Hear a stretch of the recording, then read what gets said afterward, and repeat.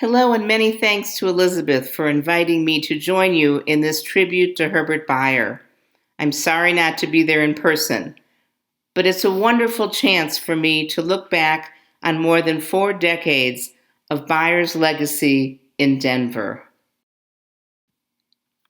Even though Bayer's Colorado years were spent in Aspen, he had an important relationship with Denver, particularly in the 70s. When he moved to California, Denver carried his legacy when so many of those who knew Herbert and Joella in Aspen had passed away, and along with them, many memories of his extraordinary work there.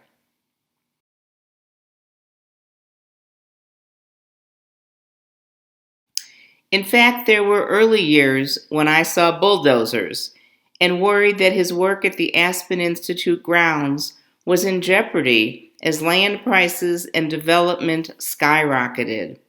Happily, now Aspen has secured its rightful place as the center of Bayer's recognition and celebration. I want to express my strongest admiration for Linda Resnick, who saw Bayer's greatness and was the catalyst for this recognition, and whose generosity and far-sighted vision now ensure that Aspen will always celebrate Bayer in the place where his vision of total design was realized. Of course, I'm especially grateful to Bernard Jazar for his work with the Resnicks over these years. Now back to Denver. Bayer was somewhat known here in Denver in the 50s and 60s. His work was featured in some local painting exhibitions. But Bayer especially became known here because he and Denver Art Museum director Otto Bach had begun a friendship when Otto Bach participated in roundtable discussions at the 1949 Goethe Bicentennial in Aspen. The two remained friends over the years.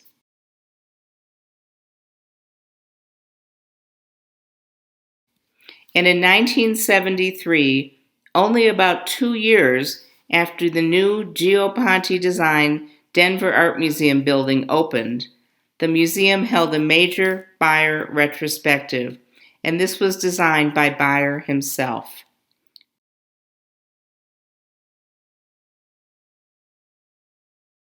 This is the 1973 exhibition, Herbert Bayer, A Total Concept. This is the catalog you see here.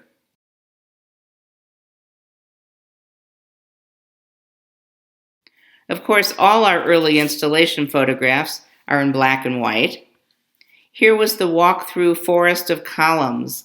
It was a really important part of the exhibition, and representative works were from all the major art and design directions in which Bayer worked. And of course, the design was totally Herbert's design. Otto Bach retired and a new director arrived here.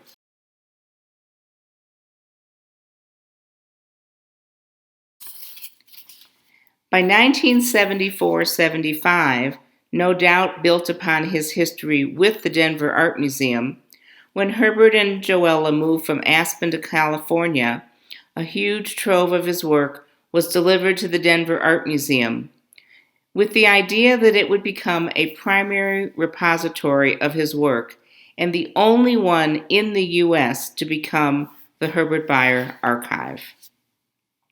At the same time, major works were sent to the Bauhaus-Archiv in Berlin, and of course here to the museum in Linz. So we were one of 3 recipients of Bayer's generosity.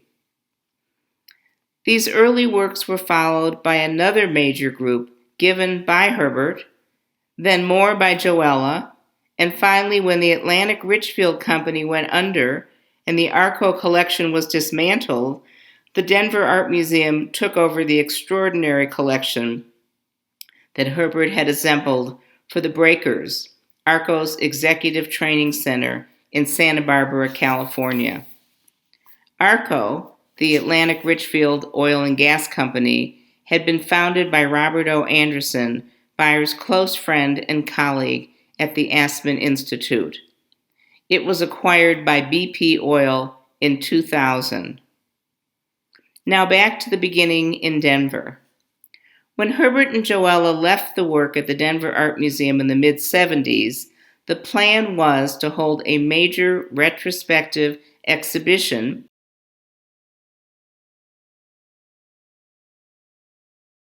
along with opening the Herbert-Bayer Archive for exhibition and research, and to hold regular one-person exhibitions for at least the next 10 years. And I want to say that those exhibitions continued for more than 30 years. In 1978, the Denver Art Museum hired its first contemporary art curator, Diane Vanderlip. A major project waiting on her desk was to organize the huge inventory of Bayer's work and to mount the retrospective to celebrate the new Herbert-Bayer archive. We eventually Americanized the title to be the Herbert-Bayer Collection and Archive. More about that later.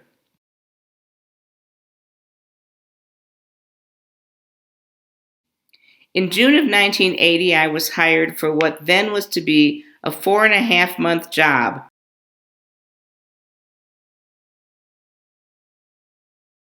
to organize all the material that had been sent to the museum by Bayer, and to work with Diane to mount the retrospective in November, along with the newly organized Herbert-Bayer archive.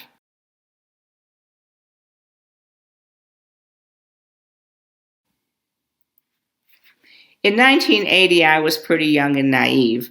I, of course, didn't realize that this kind of undertaking typically took several years. Of course, Diane was experienced, and we did it.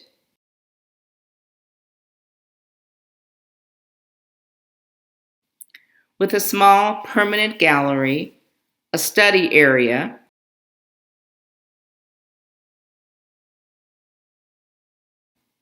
and storage for the collection.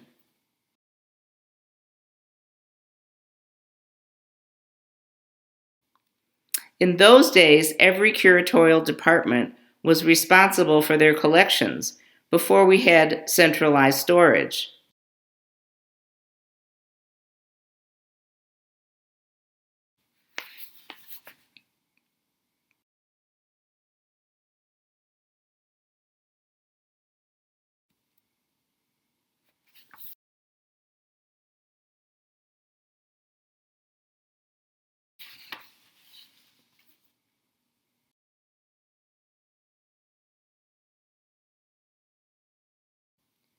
I had just completed everything except the dissertation for my PhD, and it became clear to me that now I had a ready-made dissertation topic in Herbert Bayer. Because of the time constraints to get the material organized, I needed to quickly devise a system, literally overnight. And of course, because of the breadth of Bayer's work in so many media, I was able to take from my experience in university slide libraries of the time, and so I made this very simple system whereby P was for painting, SC for sculpture, DR for drawing.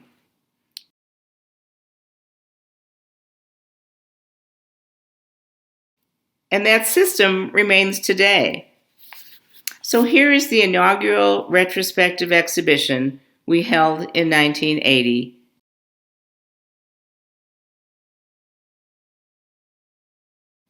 Underwritten by ARCO.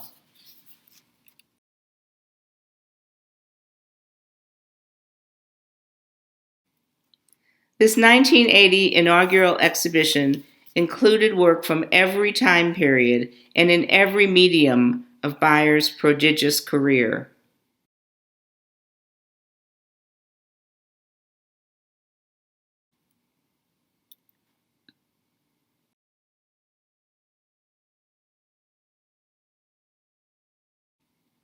From that point on, Herbert Bayer has been very well known across Denver, and he still is.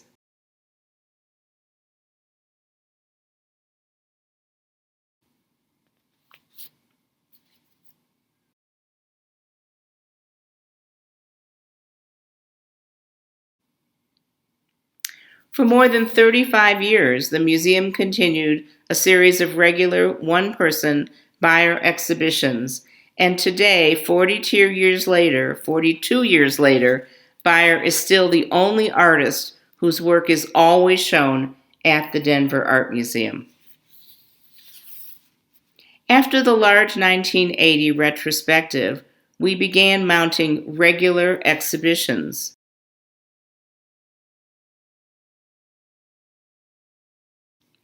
In 1982, we opened Herbert-Bayer, 60 Years of Painting.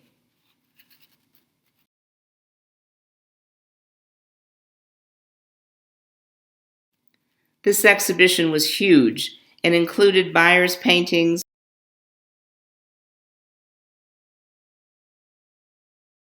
from the very earliest, a beautiful little watercolor from 1913, all the way to his large anthology paintings of the early 80s.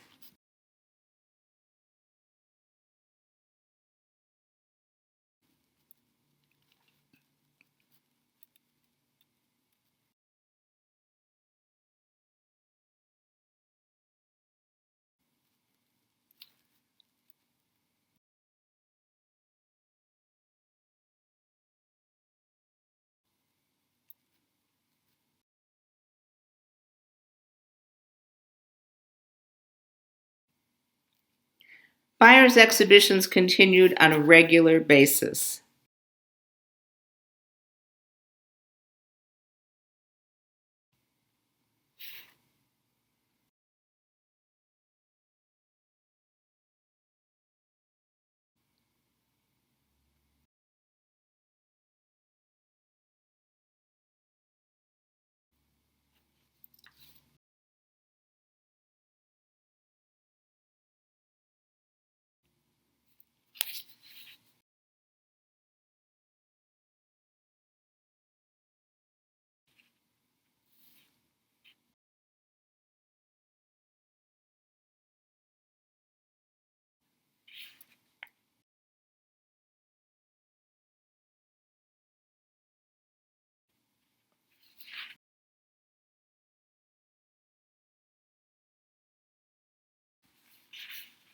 We even opened an exhibition at the Aspen Institute in 1999-2000.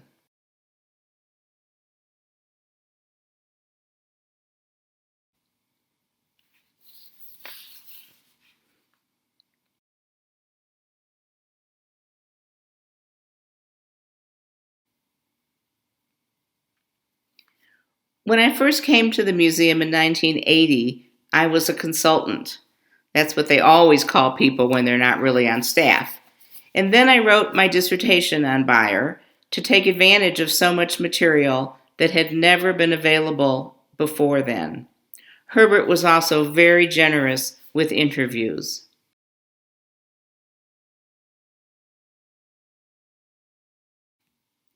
When my dissertation was published by the University of Michigan Research Press, their books had no color. So this is what it looked like. Can you imagine the colorist Herbert Bayer with no color pictures? The Denver Art Museum funded a newer version with color in 2005.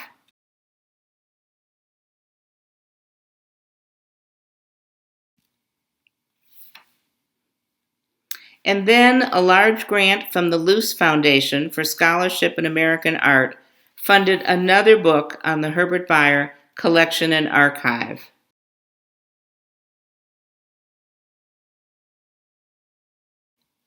Although I completed it after Herbert had passed away, he did know that it would be published and he was pleased.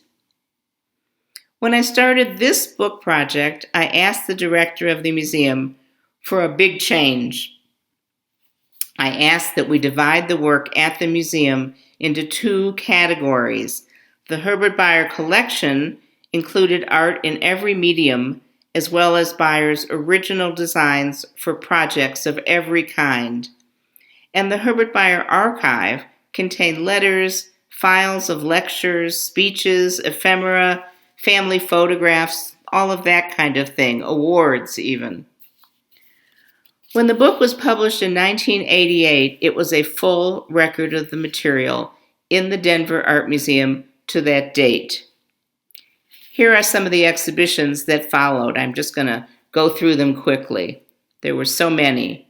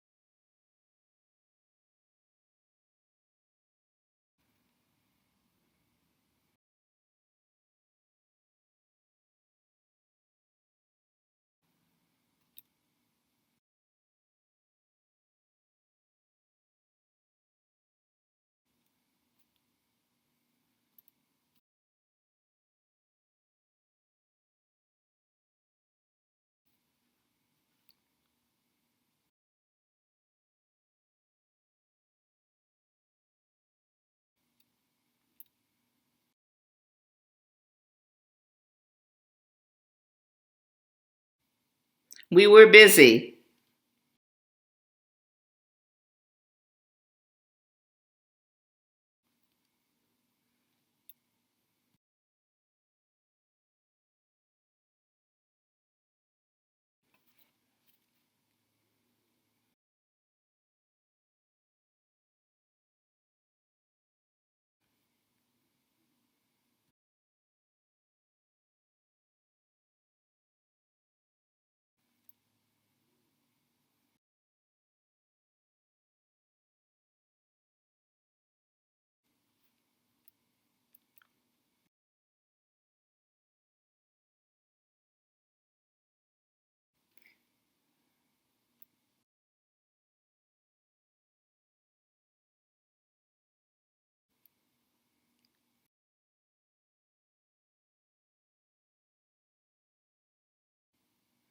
This was an installation in the new Libeskind building for the Denver Art Museum.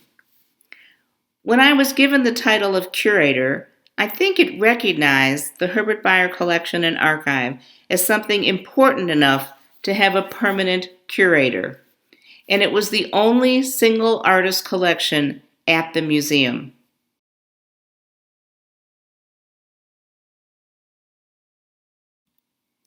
However, my title eventually became Curator of Modern Art and the Herbert-Bayer Collection and Archive. And that title, as you might expect, reflects the fact that the Denver Art Museum is an encyclopedic museum with collections from everywhere in the world and from all time periods. So at the museum, in addition to Herbert-Bayer, the scope of my curatorial work included all areas of modern art and even much contemporary art. Some other exhibitions besides those on Bayer included exhibitions on Miro, Rothko. I did a show called Overthrown, Clay Without Limits, John DeAndrea, and in 2016, the large exhibition Women of Abstract Expressionism that traveled for a year. When that exhibition was completed, I felt it was the right time for me to retire, and I mention this because we needed a long-term strategy that was well beyond any one person. I might say that one of the results of our success with the Herbert-Bayer collection and archive was that more and more scholars came to the museum for serious research. It's a wonderful problem to have, but given staff constraints, we could only service serious scholars, not the merely interested or even the local students with research projects. And that always bothered me. With the help of my graduate students from the University of Denver, we did develop a finding aid, and that was helpful, but we needed to do more to assist researchers. As Patrick Russler can attest, it was never a proper research center. It was a museum trying to accommodate scholars. Then when Joella passed away, we were overwhelmed when we received more than 30 large cartons of additional documentary materials that she had had in a storage unit in Santa Barbara, and we had no staff to properly manage it all. This was not training I had as an art historian, even if there had been time. I have to say that Patrick was so gracious every time he visited. He even organized disparate groups of Bayer family photographs when he searched through for a publication. But this isn't the way we want to welcome scholars. So then came the question of the best way to continue the legacy of Herbert Bayer at the museum and in Denver, and to properly organize and utilize the Bayer archive. So around 2016, the museum made a very good move.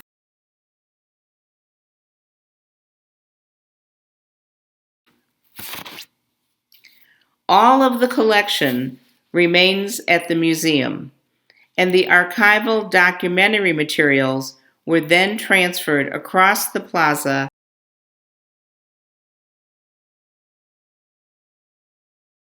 to the Denver the Denver Public Library, right across the plaza from the Denver Art Museum.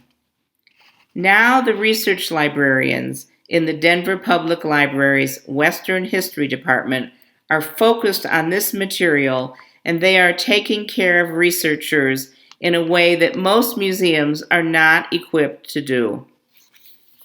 I'm delighted that now Denver is taking on the kind of attention the material deserves, to field questions, and to open materials for extended research for all kinds of people, whether they're just interested or they're professionals. The library includes a professional research staff trained as specialized librarians. American museums, with very few exceptions, are not equipped to do this in addition to their main mission. I probably shouldn't say this out loud, but I experienced a similar problem years ago when I went to an archive at a major New York City museum, unnamed now, to see the archives of one of the most important figures of early 20th century art. And so I went to this museum being very excited to see their archive. And this major New York museum had to call a retired person to come in. And then I discovered that the archive was a series of shoeboxes. So I'm very happy this solution was put in place for the future of Herbert Bayer and the Denver Art Museum. Today, Bayer's work continues to be on view in several exhibition contexts at the Denver Art Museum, as the museum continues its commitment to the legacy of Herbert Bayer, now shared among several curators, not dependent on just one. As an example, this summer, Herbert Bayer's work was shown in 3 different installations that I know of at the Denver Art Museum. There were photographs, sculpture, paintings, and designs for grass mounds. And Bayer's work will be featured in a new reinstallation of the Modern and Contemporary collection next year under a new curator. I should also say that beyond the museum and the library, the city of Denver itself continues to embrace the work of Herbert Bayer.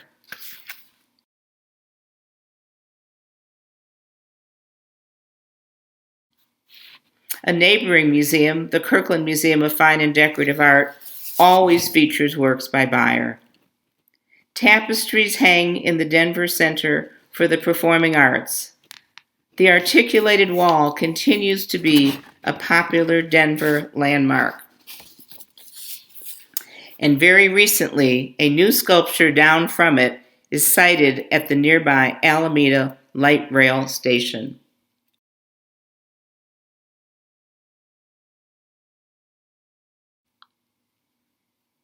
I think Bayer and Denver are inextricably bound together for a good future.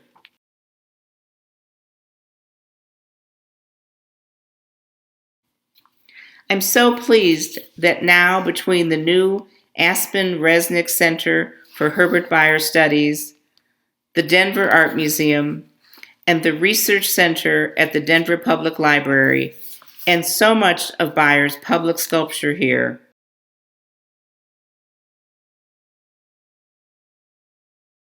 we are assured Herbert Bayer's legacy in Denver will remain strong into the future, well beyond any of us here today. Thank you very much.